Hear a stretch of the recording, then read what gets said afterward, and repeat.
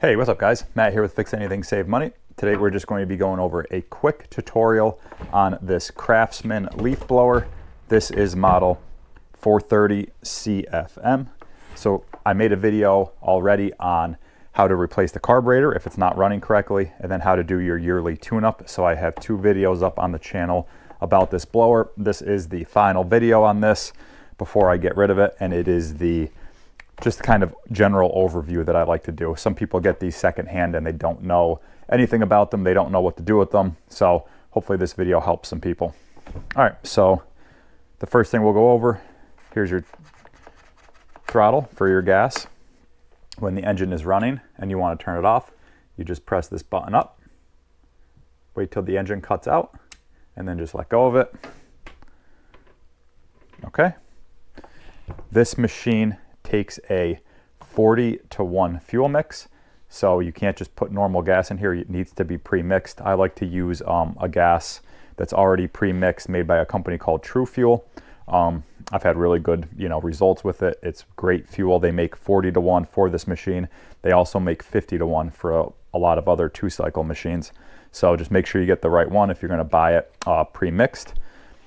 So then here we have here's our carburetor, which you really don't need to worry about other than the starting sequence. So to start this machine cold, what we're going to do is come over here and we're going to make sure that this is all the way up on low. Okay. And then we're going to move that to start. Okay. Sorry, I just had a light go out. We're going to move that up to start. We're going to press our priming bulb 10 times to prime the carburetor with fuel. And then we're going to pull our pull start until the engine starts. Sometimes it'll start and then cut out. If it starts and cuts out, then what I like to do is just pull the trigger and then just kind of hold the trigger in, pull it until it starts and stays on. And then once it starts and stays on, I just like to let it warm up. Just give it light gas every now and then. For a few minutes until the engine is idling smoothly and the engine is up to temperature. Usually after 3-4 minutes, the engine's up to temperature and you could start actually using it. Okay. And like I said, here's your stop switch. If you want to cut the engine off, you just pull that up. And then this has something where if you don't want to be pulling this, to use it, you could just press this down and it's kind of like a cruise control. So you could have it all the way up, or you could adjust it. Okay.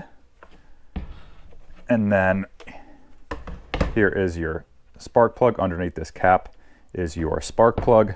And then inside your fuel tank is your fuel filter. We could show you that real quick.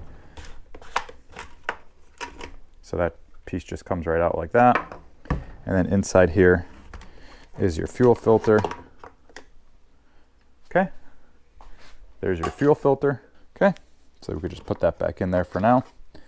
And then you could just fold this in to get it back into the tank. Okay.